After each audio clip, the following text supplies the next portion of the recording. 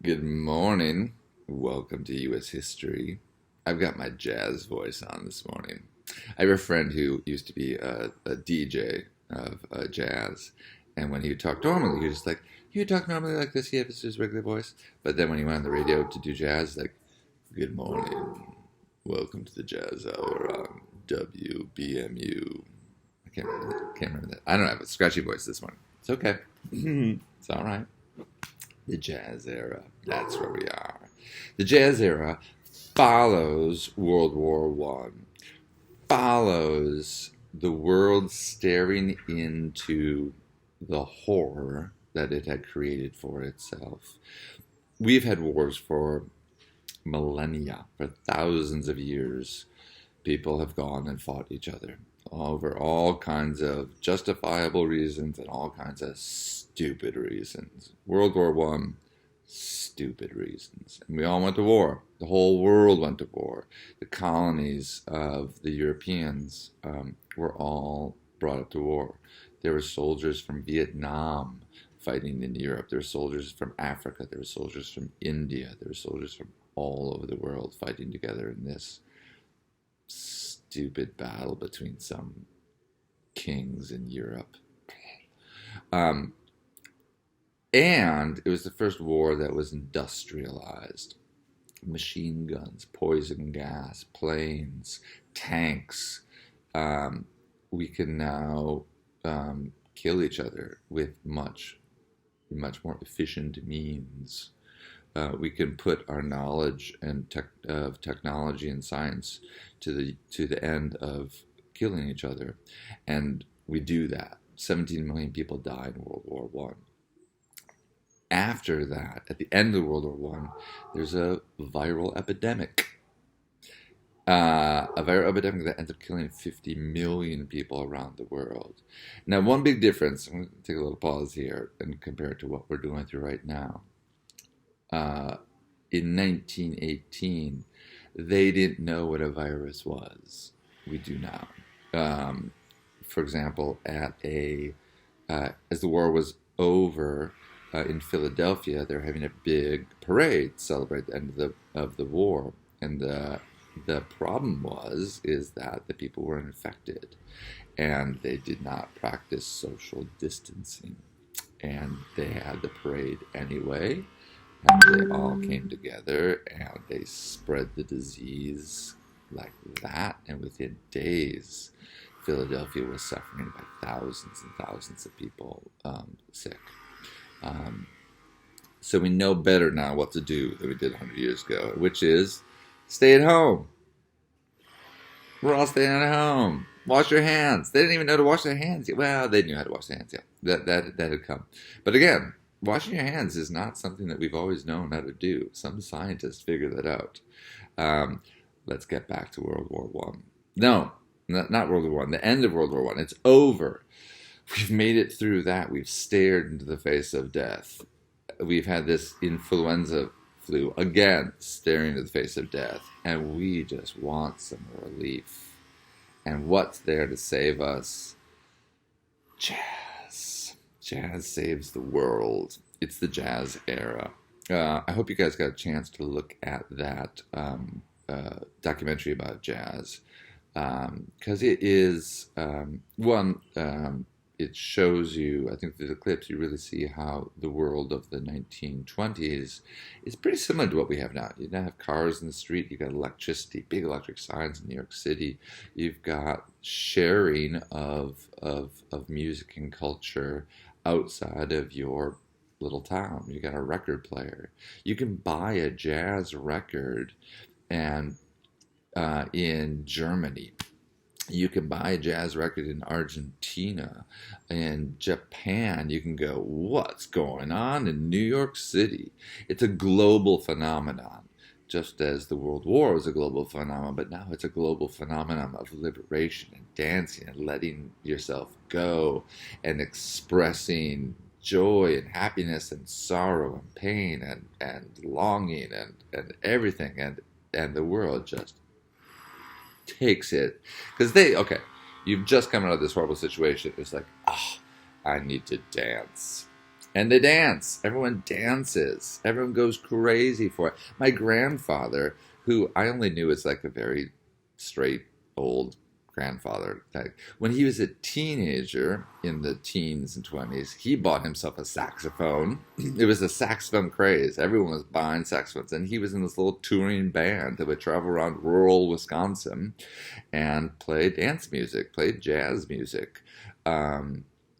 It was a time that the teenagers, it's the first kind of um, youth rebellion, not rebellion. Let's save that for later when we get to the 50s and 60s.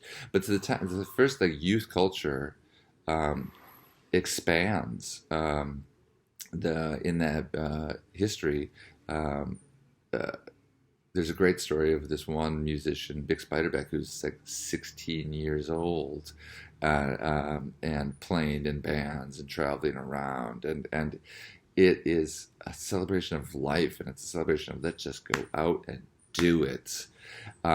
Women have the right to vote now. That passes in 1919, and so women are more engaged in society. World wars also disrupt the normal way of living. Men go off to war, and women enter the workplace doing jobs that they hadn't done before. And so there's factory work that's being done by women.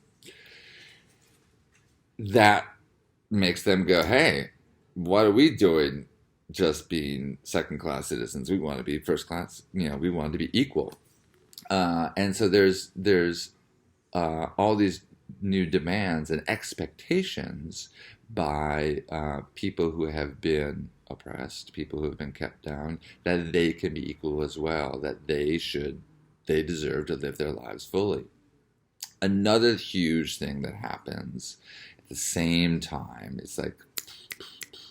is the Bolshevik Revolution in Russia, which is the first time that a communist rebellion is successful and takes control of a country. They overthrow the Tsar, and the Russia changes its name. It becomes the Soviet Union, and it is dedicated to the equality of the society. Now, we're not going to go into the details of that. There's a lot of complicated things in there. Suffice it to say, it does not go well eventually. It really, really does not go well. We'll talk about that more as we get to the 1930s into World War II. Actually, we'll talk about that more for the rest of the century. But at the beginning, it's this kind of glimmer of hope and glimmer of like, hey, you can change the world. It's revolutionary times. It's like 1776 over again. You've overthrown the English colony. The French have overthrown the king, and now it's happening in Russia, and it is workers taking control in this new industrialized, connected world. Let's go. We're going to switch to the book now, and mention a few things that were in the book that I wanted you guys to read. I actually read two sections. One was post-war issues, and the other one was the role of women. Let's look at the post-war issues quickly. One, a couple of words that I'm gonna put on your test, because this is kind of the preview for your test. Xenophobia. It's a great word because it starts with the letter X. How many words do you get to learn with the letter X? Xenophobia. Fear of the foreign is what it literally means. Xenophobia and nativism, and believing that make America great again. You ever heard that phrase? That's what's going on as well. Because history in general is not just a straight line. It's these two forces, or more. It's not just always two. There's these forces that are competing against each other. And so after World War One, on the one side, you've got jazz. I'm going to put it all in jazz today. Liberation. Feeling demands for equality. And an expansion of our ability to live full lives. On the other hand, you have things like the Ku Klux Klan, who, as remember, started up in the United States after the Civil War as a means of promoting white supremacy. In the 1920s, they are growing again, because when you've got big change and people pushing things forward, at the same time you have people really afraid, and when people are afraid, they act out of they reveal their biases, and they act in ways to clamp down on others. You can see that in the first Red Scare. Red Scare, I'm going to ask you what that means. What's a Red Scare? Again, continues throughout the 20th century in the United States, but now it's the first time with the Palmer raids. But there's a name here on page 712 that you should look at and go, oh, that guy. Palmer raids, everyone kind of forgets. It exists in the background. They go up and they round up a bunch of people without a warrant, and they throw them in jail for fear that they are trying to start a revolution in the United States. This is they attack mostly immigrants. Immigration is still very strong. Again, fear of immigrants. Keep America great again. Make America great again. But there's a name here. In August 19, page 712. In August 1919, Palmer appointed J. Edgar Hoover as his special assistant. J. Edgar Hoover. Remember that name. He does not go away. He gets appointed in 1919. He later becomes the director of the FBI, Federal Bureau of Investigations, until his death in 1972. And he is a force of... He runs the country. He doesn't run the country, but he has dirt on everyone because he investigates everyone. He has dirt on presidents. He tells presidents, you either do this or I tell everyone about your affair. He fights against the civil rights movement. He investigates Martin Luther King.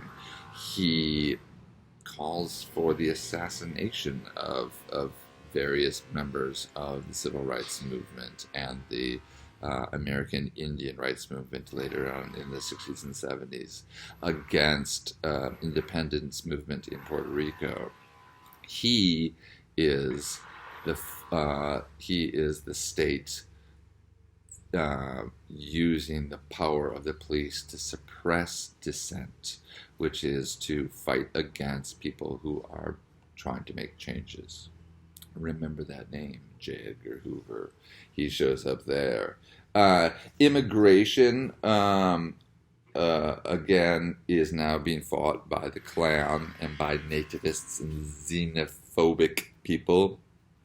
Nice word of saying racist, essentially. Another thing that's going on in this era, it's the beginning of the Great Migration. You'll see that on page 713. The Great Migration is a huge shift in America in which the African-American population in the South moves to the North. Why do they do that? One, the South is filled with Jim Crow's laws. It's run by horrible, racist white people, and black people want to get out of there.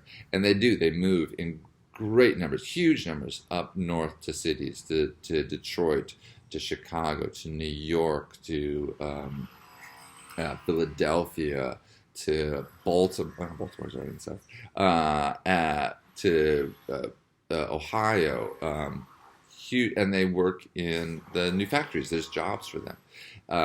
That big change really changes the look of the states, and it is.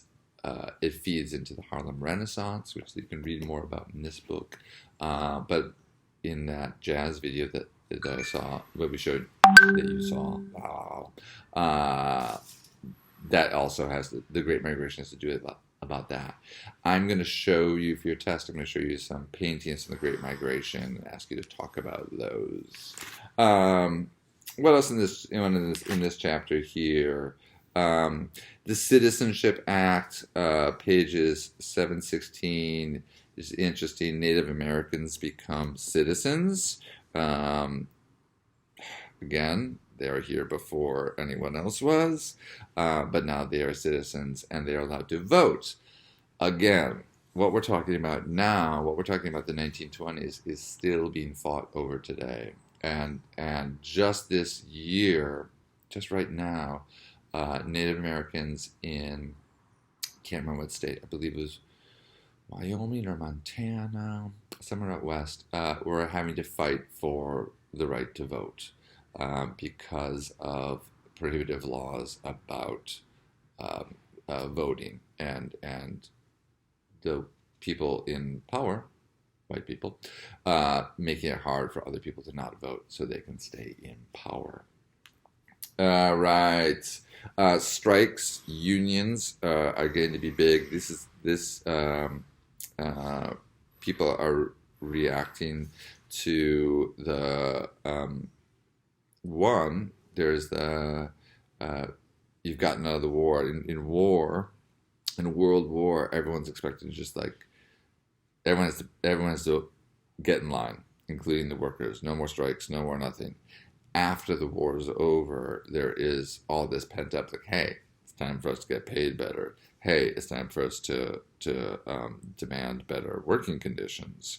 And so there are strikes in the steel mills and the coal mines. I will talk to you about that in your test as well. There's another chapter that I asked you to read, another section that I wanted you to read, which is the 20s Woman, which starts off with this picture. Oh my goodness, that picture there. What does it say? It says, a woman uses an electric washing machine, a time-saving appliance that was marketed in the 1920s. Look how happy she is. Oh, she's so happy to be doing the laundry now. Before it was such drudgery, and now it's so much easier. Is this propaganda? That's not a picture that someone just took of someone's house. That's not some woman doing the laundry. No. That, my guess, was a picture for an ad or from some magazine. Advertising now is starting to grow more. And that, I would say, is a piece of propaganda, just as much as those posters that were encouraging people to go off to war during World War I. This is a piece of propaganda that say, one, buy your electronic washing machine, and two, who does it? Who does the laundry? Women do the laundry. It's their job. And look how happy they are. They're so happy to be doing the laundry. Next page, completely different picture. There we have the flappers. The flappers. I'm going to ask you about the flappers on the test. These were young women being just like, we can do what we want to do. We don't have to sit at home. We're going to go off to work. We're going to have choices in our life. And in the end of this chapter, 729, one big thing that just starts to happen is, that's Margaret Sanger, birth control. It's the first time that, not the first time, because people have practiced birth control for millennia, for thousands of years. But it starts being talked about in open, and it combines with science.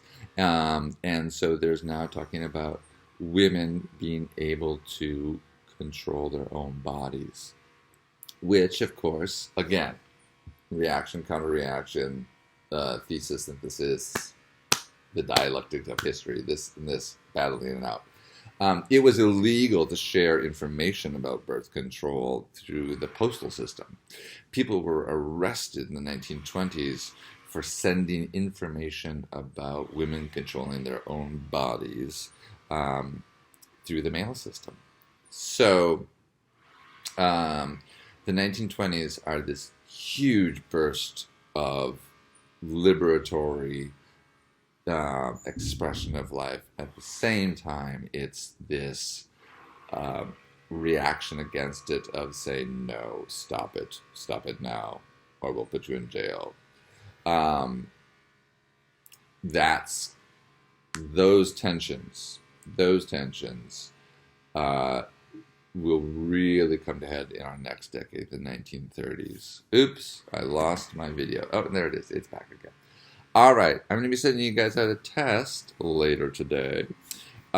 You'll have all weekend to do it again. It's going to cover the things that are in those two chapters that I ask you to read. And who knows what else I'll throw in there. We'll see. You all did really well in the last one, so I'm not worried about you. All right. Have a good one. Now go listen to some jazz. Jazz.